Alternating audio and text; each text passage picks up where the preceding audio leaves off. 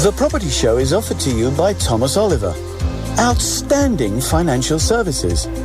No confusions, just solutions.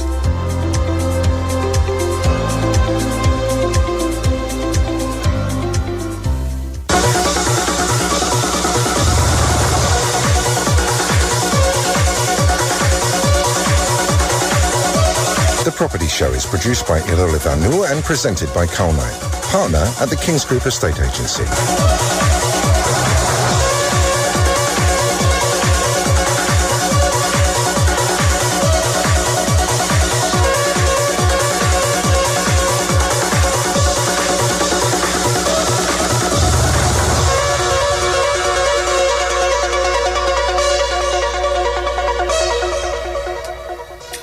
Good evening and welcome to tonight's audition of the Property Show. Tonight's actual episode titled "It's a Jungle Out There for Amateur Landlords." I better not say I've got 3 monkeys with me tonight, but I've got 3 guests with me. I'll come on to them in a minute. But we're going to be talking about initially the state of the rental market, tenant checks, what's really required by law, deposits and schemes for holding deposits. Do you need a deposit these days? This is another question. Rent guarantee, the legal maze, eviction notices, serving Section 21s and 8s. Then what is a good tenant and what is a good landlord?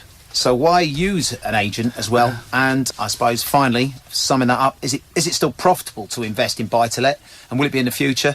What sort of mixed messages we've been getting from the government over this period of time? So with me tonight, I've got 3 guests. I've got Serena Finn, who's supervisor of the rent department at King's Lettings. She's got a multiple level of experience in all matters, property matters, tenant and landlord related. Good evening, Serena. Hi, Carl. Thanks for coming. Thanks for being with us. Thanks for having me. It's good. I nearly wasn't here this evening. I've just spent 3 days in Port Banús with my business partner, and I'm lucky I got on that plane. I think people in Port Banús think I'm lucky as well, but that's something else. So coming on to Walter Kramer, who's an associate property litigation solicitor with Gisby Harrisons in. Where they're based? Goffs Oak, Cuffley, yes. Lovely to have you with us. Thank you. Do you want to tell us a little bit about yourself, Walter? Yeah, I'm a solicitor qualified and specialising in property litigation matters or landlord and tenant disputes. So I hope to make a positive contribution this evening. Oh, that's great. I'm sure you will. Thank you very much for taking your time out. And they call him the Shoreditch Viking, I think, is one of his descriptions. He's been known to turn up at awards nights dressed as a Viking, but we're very lucky to have with us this evening Christian, who's co-founder and company director of Base Properties. Good evening, Christian. Hi, Carl. Thanks for having me along. Oh, no, thanks for coming along. Do you want to tell us a little bit about your background? Yeah, so, I mean, like you, I'm in agency, so I've owned my own estate and lettings agency down in Shoreditch. We're very much lettings orientated, and always had a really keen eye on compliance and due diligence. A lot of what we're going to be talking about tonight. So that's really been the last 14 years. And then the last 2 years we've spent developing a digital platform in partnership with TDS, one of the deposit schemes. And yeah, we're looking to try and sort of modernise those processes. So we can talk about that a bit more later when we get on to tenancy. Oh, lovely. And you're often seen walking around with Daisy, apparently, is that right? Daisy, sadly, is my old dog who passed away. She was my office dog. But I've got another office dog now who's called Diamond. So Daisy to Diamond. Yeah, exactly. Yeah, you like the D's then, The D's. All right. Well, it's great. Thanks for you all being here tonight. So we're going to look to enjoy ourselves. So let's move straight on. The state of the rental market. How do we see that? Christian? So, I mean, I think it's definitely in a bit of turmoil at the moment. I think you'd be mistaken not to. I think if you read what the press is saying, I think you definitely believe that. I mean, in what way is it in turmoil? I think we're seeing a lot of changes coming, right? So we're seeing a lot of legislative changes. We're seeing quite a big pivot of strategy about the government. The government have spent the last 20 to 30 years being very pro-landlord and have seemingly now reached a viewpoint where they believe that individual personal landlords, there's too many of them holding too much property, and they're too difficult to regulate as this huge swathe of individuals. So we've got a Conservative government wanting to turn the landlords into a nationalised landlords. Is that what we're saying? I think we're definitely seeing That's a quite legislation. ironic, isn't it? Yeah, I mean, I think we're definitely wanting to. There's definitely a government policy that's wanting to see the sort of corporatisation of the rental market. Yeah, I think it's the government wanting to help young people to get on the property ladder. I'm not sure that helps young people. Yeah, I think that's how they'd like it perceived. Yeah.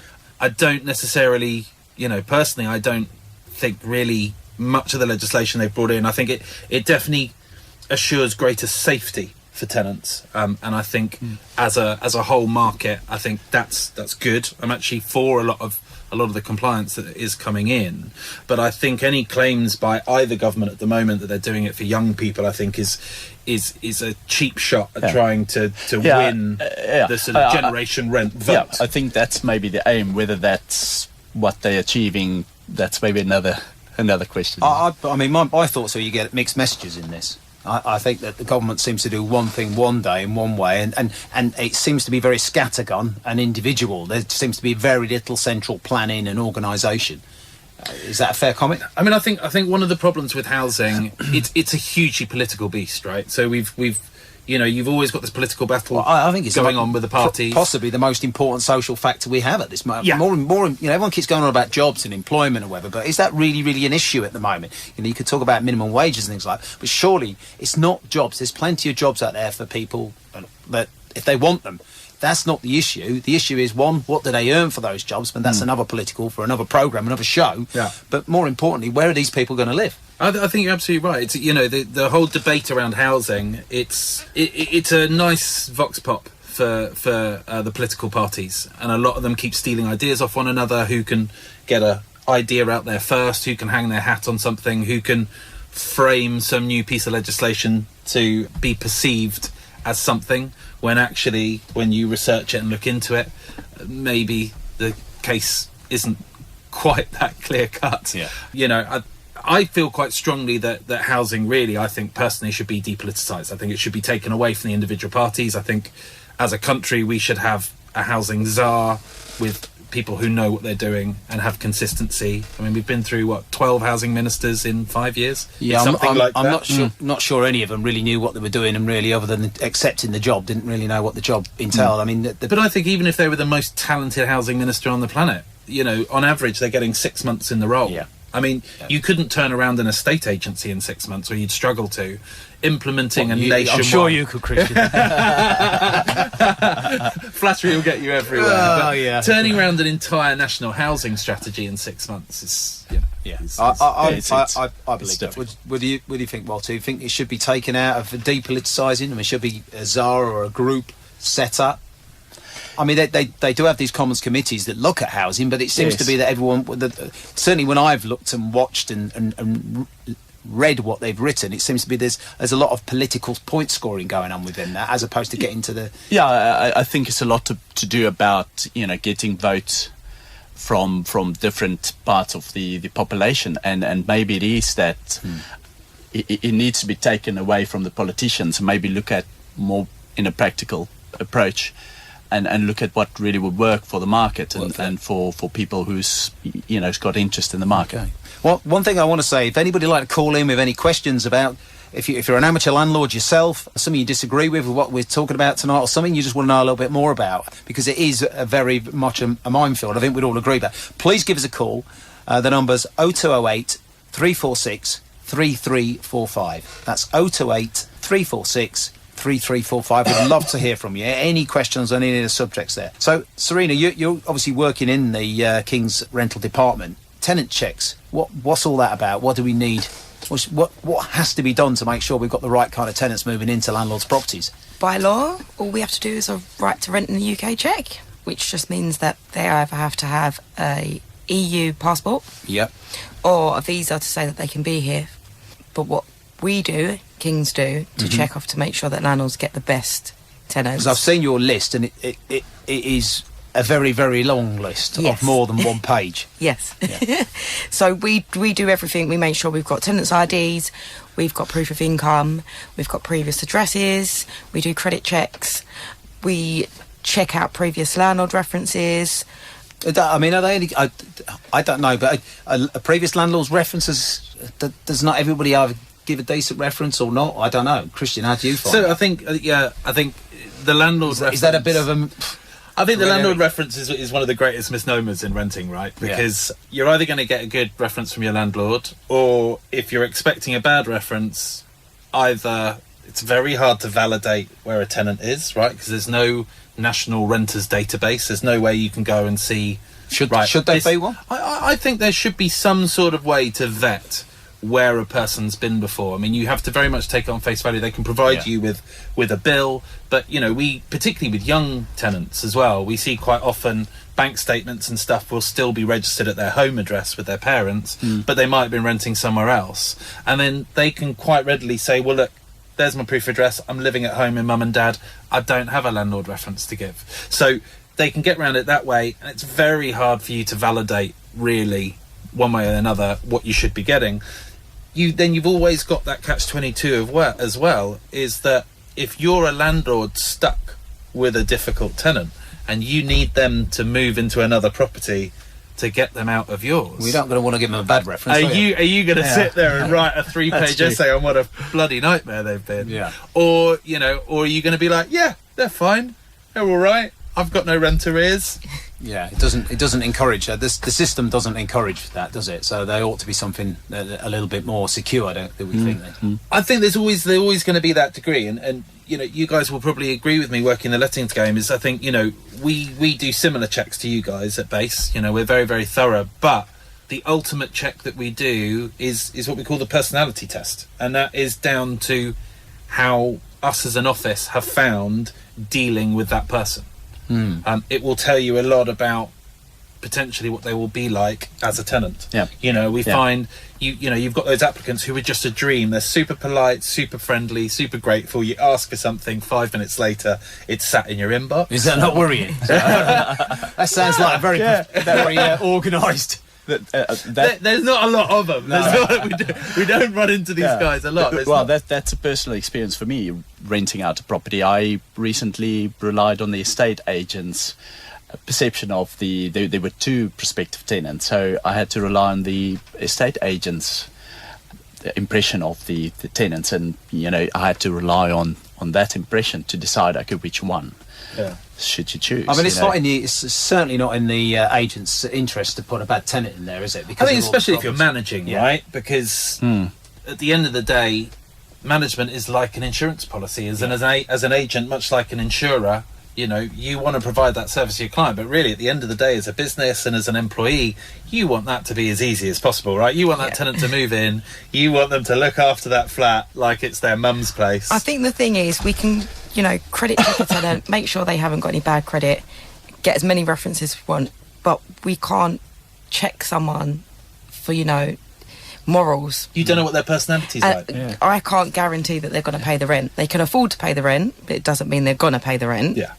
And I think that's the hardest part about it. But in that point, though, I mean, correct me if I'm wrong, but a lot of tenants say the reason they're not paying the rent is because the landlord hasn't fixed this and fixed that. I mean, one of the questions we said there, what is a good landlord? I mean, I'm sure there's lots of the listeners out there think they're great landlords.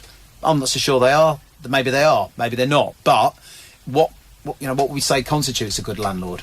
I mean, I think a good landlord is proactive, right? It's a good landlord is the person who values a quality tenant, and keeping them happy. So is that an issue when it comes around to renewal? Then should that landlord be always looking to raise the rent or accept it, or what? What if the market's? I think it depends a little bit what the market's doing. I mean, I think our job as agents is always to try and nudge that rent along as much as we can. I think our job is not. And we're doing that for who? For the landlord, not for us, ourselves as agents. I mean, because that's what gets levelled. At the end of the day, we are on a percentage, right? Yeah. So, but it's minuscule in that difference. It makes considerably more difference to the landlord. Exactly, doesn't it? The landlord is the main beneficiary there, and I don't think any tenant is going to be led down the garden path. You're not going to hoodwink a tenant into a 10% rent increase. No. If the property doesn't justify it. I think on average we probably see a typical sort of 2 to 3% rent increase for a tenant staying. Our average tenants at the moment stay for nearly 4 years in a property. So over the period of a tenant stay, you'll see about a 10% rent increase over that sort of 3.5, 4 year period. I was going to say, Sweet, so what do you think is a bad landlord? Bad landlord is an unresponsive landlord. Yeah. One that just doesn't reply to you at all and makes your life 100 times harder than it needs to be. Yeah. Okay. I think we got a call coming in from a listener. Who we got on the line there? Yeah, name's Mark Richards. Oh, hello, Mark. Thanks for calling in. That's So, all right. you're listening to tonight's show? Tax laws are the guys finding that the old-fashioned buy-to-let is moving over more towards the HMO multi-let strategy for a better return.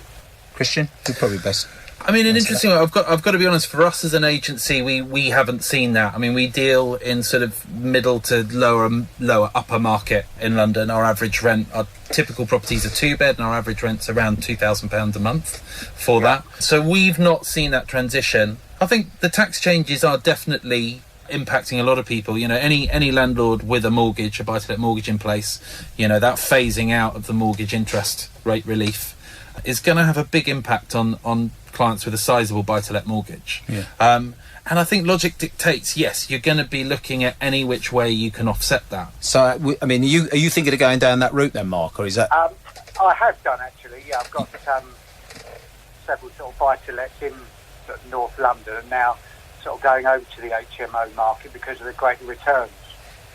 Is that wise, or should it be cautious? I mean... Yeah. I think the only caution I would give is that there is just so much legislation coming down the pipeline now. Yeah. HMOs are very high on the government target in terms of making sure those are safe and habitable properties. I think there's good opportunity there, as we were talking about, for good landlords to do well. But I think the only caution I would give is just, do you use an agent, Mark, or do you do it yourself? What, for tenant finding? Yeah. Yeah, I use am I allowed to say them? I don't know, booking, I've forgotten what they're called now. You know, the ones you do yourself.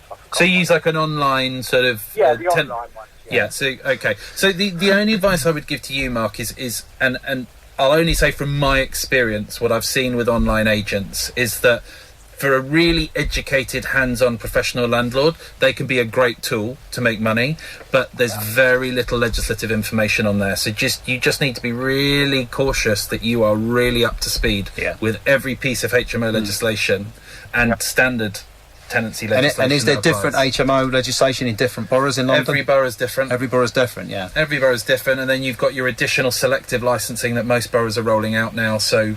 I think also, on that point, Mark, have you got a good solicitor? Yeah. Walter's smiling, sorry. I'm here, he says. I think one of the points that I wanted to make tonight was I think it's important, if you are doing your own stuff, that you've already researched, found, met and agreed somebody who can act for you if there is any legal problems or difficulties, or you want to check something by. I think that's worth its weight in gold to source that person, rather than do what a lot of people do, is get in trouble and then panic and then look for someone. Yeah, or approach the local authority as early as possible to find out what's their requirements to But we're not license. sure the local authority know what they're talking about, are we? Yeah. We had this conversation earlier. Yeah, I think what I'm finding as well, different councils are, if you've got en suites, they're putting in, thinking of doing each room with a separate council tax and that sort of thing. So I mean, there's new legislation coming in as well with minimum room sizes and stuff. So just do your research, make sure you're on top of everything, Mark. But good luck with everything. Thanks, Mark. That's a really interesting call. Have a good evening. Thanks for calling in. And on that point, we're going to go to a break. Thomas Oliver, a representative of Openwork, prides itself on high-caliber quality service, with our senior advisor Vishal Gurujani at the forefront. Whether you're seeking advice on a mortgage, life insurance or a pension, we have the solutions for you. At Thomas Oliver, our financial advisors have a collective experience of over 100 years in the industry. We go above and beyond, trying to meet our clients' requirements in achieving their desired outcome in a friendly and efficient manner. Thomas Oliver is shortlisted for this year's Estas Awards as a mortgage advisor. Thomas Oliver with branch offices across North London, East London, Hertfordshire and Essex. For further information, please call 01707 872 000 or visit thomasoliveruk.co.uk. Thomas Oliver, outstanding financial services, regulated by the Financial Conduct Authority.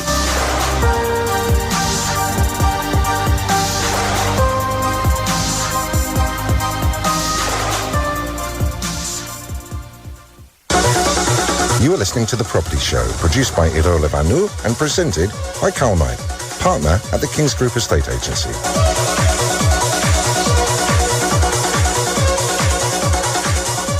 Welcome back, everybody. I'm sure you've all been out in a little cafe, and well, we've not been able to because we've been here debating things. We've just had a text in from Billy in Surrey. I think this is a really good point. He's obviously coming out from the tenant side. Is there a regulatory organisation for letting agents, etc., to monitor landlords, especially as many can be rogue these days? I know that Channel 5, funny enough, on this evening, straight after this show, I have a little programme on bad tenants and rogue landlords. I don't know if anyone has ever watched it, but it's certainly interesting. There's a little plug there for Channel 5's bad tenants and rogue landlords. But what do we think? Christian? I think that in answer, no. There isn't a regulatory organisation to police rogue landlords, but I think a quality letting agent is that. Quality letting agent simply will not operate long-term with a rogue landlord. Now, it's always a bit of a learning lesson, right? We were talking in the break between ourselves about the fact that we've both had clients that, you only find out what they're like as a landlord, much like we were discussing with tenants earlier, once the deal's done and the tenant's signed. But I know for us and for you guys, if a landlord's not willing to fulfill at the very least their minimum legal requirements, then that's the end of our relationship with that landlord. Do we get many landlords like that at King's? We don't know about many, but do we? No, we don't get many. We do get some, and I think it's hard because we get caught in the middle, and it's easy to disinstruct from a landlord. Why are we caught in the middle then? Can't we just go and get the work done? The tenant rings up and says, da-da-da, can't we just go and get that done? There's a problem with the back door, it's letting drafts in. Why can't we just go and get that done? Because we can't spend the landlord's money without them agreeing to us doing so. You can understand though the frustration from the tenants in that instance. Yeah. And that's the thing, we are the face of the property, right? As letting agents, we are deemed as the overriding sort of controlling party in that, and I think a lot of tenants do get frustrated and often quite unfairly direct that as a letting agent. But you're the face of the business, you're the face of the property, you're the one they've met, not some landlord who lives halfway across the country or halfway across the world that they'll maybe never meet and never communicate with. Do we think that that's an equal amount? Tenants, is that more about personality than individuals? Oh, I don't know. I think it's possibly just landlords that doesn't know what's their legal responsibility. Yeah. I'm sort of right at the end of the process, possibly where a tenant had enough, and he then say, well, I need to take the landlord to court for various things. Landlord's not repairing what he's supposed to repair. The landlord thinks he's not responsible sometimes, or just on that point, I was talking to someone the other day and they were saying a tenant comes home, for whatever reason hasn't got his keys, forces the lock, obviously damages the door, contacts the agent, and I know this has happened many times in many agencies, and sort of says, oh, the door's not shutting properly, this, that and the other, and the landlord's responsible for fixing that, which you can understand the outrage of the landlord. Yeah. But I'm right in saying that? I think there's always going to be a grey area, right? You're always going to have ones. We've had other ones like, the window blew open and a window pane's broken, or you're always going to have these grey areas. And I think, by and large, how you deal with that with a landlord comes down to your relationship with your landlord, right? It talks and how they are as a landlord as well. I think there are those landlords you can pick up the phone to, and you can be quite honest and go, look, I genuinely don't know how genuine this is, but we need to get it sorted. Yeah. Really sorry, but it's £100. And then there are the other ones where it's going to be a bit of a task. Yeah, I think it's where you can place the blame. Yeah. If it's a tenant that's broken the lock, it's the tenant's responsibility to repair. If it's, for instance, vandalism, over which the tenant doesn't have any control. It's proving all these things, though, isn't it? That's often the difficulty. You can tell from Billy's obviously question that he's presumably either renting or re-renting. He's obviously a bit frustrated with the fact that maybe things are not getting done in the property that he's there or he's been at. So the top tips you'd give to a tenant, right, is there's the new landlord and letting agent, the rogue landlord and letting agent database. Now it's a new initiative by the government, so there's not going to be much on there, but that's the first place a tenant can go before they look at a property. Pick a reputable agent. That's the other thing. Pick an agent that's got a good reputation, got membership organisations, hopefully a couple of awards, maybe a good batch of reviews behind them. The blend of the three is always the winning sort of combination, isn't it? And I think those two approaches, and then you've got other things like Marks Out of Tenancy, which is a review site aimed more at the tenant market.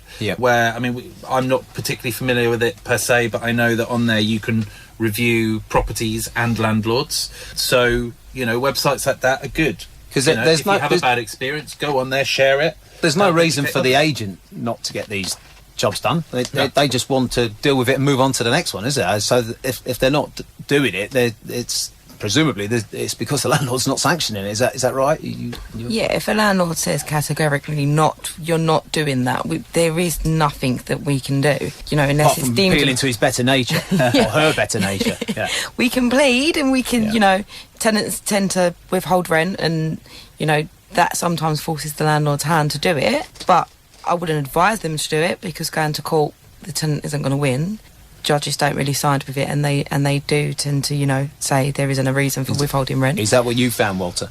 That you know, if tenants do withhold rent, very rarely does, if it ends up in court, very rarely does the judge come down on the side of the tenant.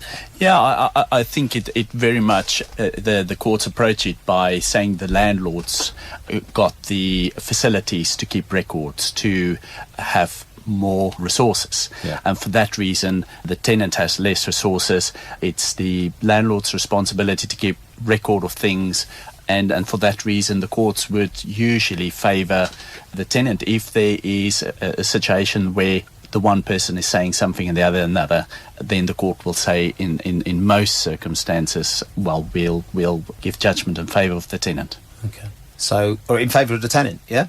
Yeah. If there is no evidence supporting one or the other, then the court will have to find for one of them. You were saying to me, so I want to move back to sort of the legal maze, landlord's responsibilities and things like that, because you were saying to me that even you were speaking to, who remain nameless, another litigation company, and they were saying they'd been to court and actually lost a case because they weren't up to date with the new law. Yeah, you need to, particularly with possession claims, you need to be up to date with law. It changes from time to time, and if you're not up to date, you go to court, the tenant raise a point, and you're not aware of this new legislation has come in that requires a notice to be in a certain format, giving a certain period of notice, and then you get things wrong, the case is thrown out or adjourned, and that costs the landlord a lot of money. I think nowadays as well, right, you've got so many interlinking pieces of legislation now as well. Well, that's what I was going to say. You've got Legionella's legislation, which every day someone says, is this a new piece of legislation? And how long's it been in? 2-3 years? Yeah, easily. Yeah, at least 2.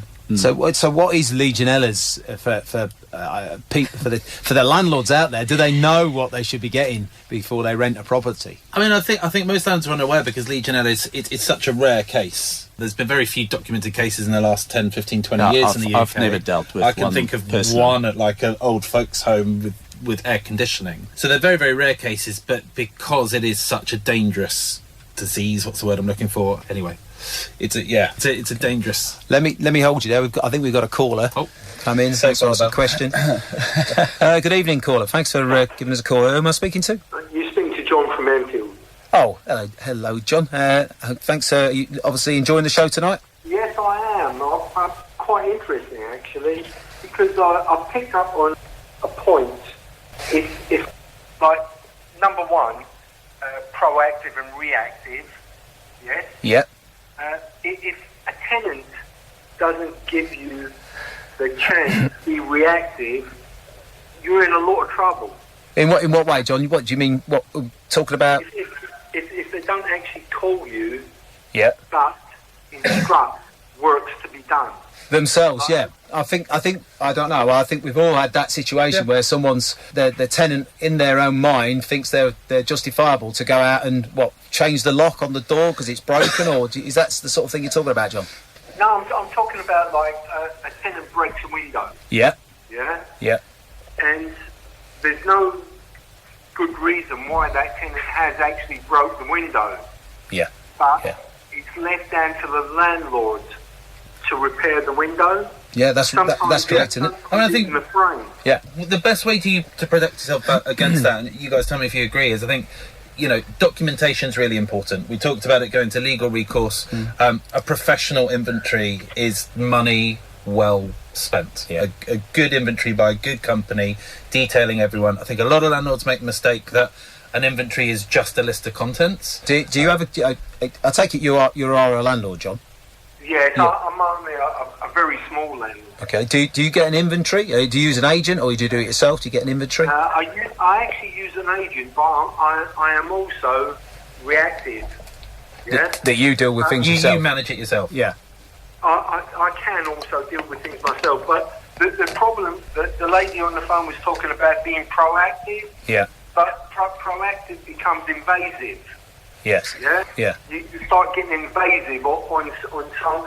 Like I like basically providing a safe, clean, a well-appointed place for someone to live. You're a perfect landlord. You're one of the good landlords, John. And I think give yourself a pat on the back. The two key things to have in to protect yourself as well, John, is if you don't already, make sure you get good inventories going forwards. Yep. And I think the other thing that can protect you from unresponsive tenants, and this is the same whether you manage yourself or you use a managing agent, is property inspections. Visit your property every 3 months, give suitable notice. Best to give them more than the minimum. Don't give them 24, 48. We usually give our tenants a week's notice about our quarterly inspections. And obviously, unless they deny you consent, pop round and give the place a once-over. I mean, I'm sure these guys are exactly the same as us. When we go and do our inspections, it's not just about something broken. We check things like, we look at the seals around the kitchen and the bathroom. We're looking for those things to be proactive. And that's how you catch it out when a tenant doesn't bring it in. Yeah. Okay, that's really, really good of you, John. Hopefully that's answered your question. Keep listening, and by all means, call in any time you want. Find it very interesting. Thank you very much. Thanks, John. Thanks. So it's John there. So, I mean, that's another thing. What about electrical checks? Because it seems you've got to have a gas certificate for when somebody moves in, but the electrical area seems very, very, I don't know, wishy-washy. It doesn't seem... It's not a legal requirement. Yeah. Not at the moment. Not. So what is the legal requirement, Walter, on electrics? I don't think for residential tenancies there are any requirement. That seems very strange to me. I think we're going for all this to get gas certificates, but there's nothing for electrics. Yes. And I think the problem is as well with electrics. I think what I find particularly dangerous for landlords at the moment is that you're absolutely right. There's no legal requirement for either fixed wire testing or PAT tests, portable appliance tests. However, what is scary for landlords is that there is a recommended framework. There is a guideline that you should get a PAT test done at least every 2 years and a fixed wire test every 5 to 7 years. That sounds like a little trap to me for landlords. And this is it. It is a trap. It's a guideline there. So should something happen outside of those recommendations, as a landlord, you haven't strictly breached the law, but if something happens, you could end up in a lot of hot water, but you haven't broken the law. You've just not followed best practice. So I think legislation on it is essential to clear it up. Walter, what I find this amazing. Why has the government not properly legislated the property industry, not just the lettings industry? Yeah. Why are they being so reluctant to deal with this? Because all the agents I speak to of a certain quality, they want legislation to make it so much easier. Short of it, Karl, I don't know. It is a lacuna or a grey area or gap in the law.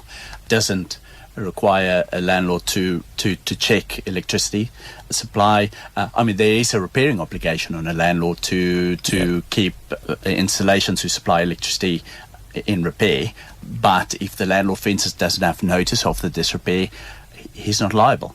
So it's a grey area, and something that the government needs to look at. That's possibly yes. Yeah.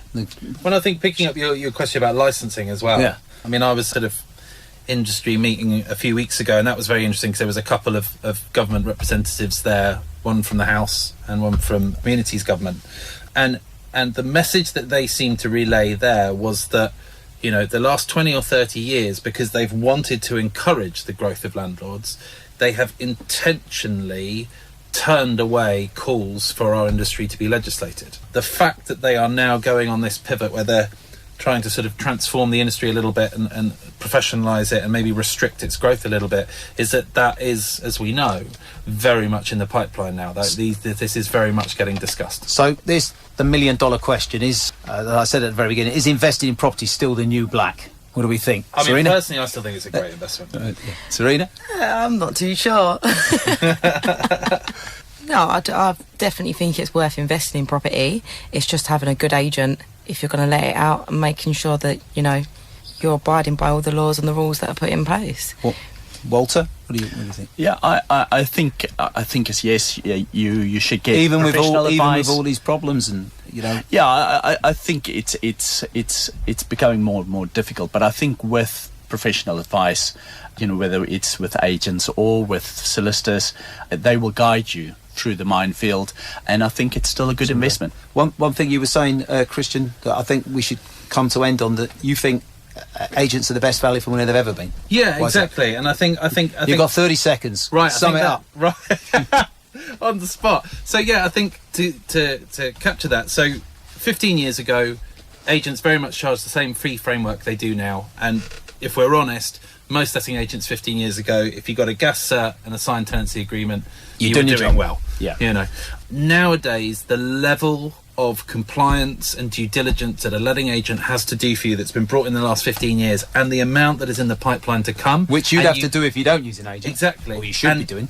Most agents are charging the same percentage of fee were 15 years ago, and you get all that included. And if that's not a great sales point why you should get yourself a good agent, I don't know what is. And that's what underpins the value in the investment in the buy-to-let market now, is, you know, that responsibility, that culpability is covered by and large by a quality letting agent, and that saves you the potential sort of extra hassle and cost that would have come by you doing that all yourself. Okay, so that's good. Well, I think hopefully you've enjoyed this evening's show. You've been listening with me. Just on a final note, I've got a little quote here which I think sums up what you said, which is on a hard jungle journey, nothing is so important as having a team you can trust.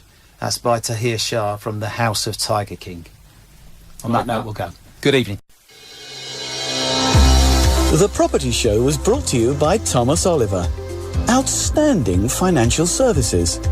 No confusions, just solutions.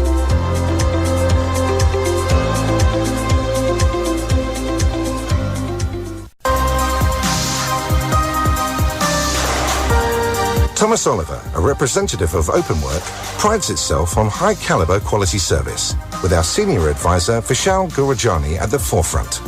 Whether you're seeking advice on a mortgage, life insurance, or a pension, we have the solutions for you. At Thomas Oliver, our financial advisors have a collective experience of over 100 years in the industry. We go above and beyond, trying to meet our clients' requirements in achieving their desired outcome in a friendly and efficient manner. Thomas Oliver is shortlisted for this year's Estas Awards as a mortgage advisor. Thomas Oliver, with branch offices across North London, East London, Hertfordshire and Essex. For further information, please call 01707 872 000 or visit thomasoliveruk.co.uk. Thomas Oliver, outstanding financial services. Regulated by the Financial Conduct Authority.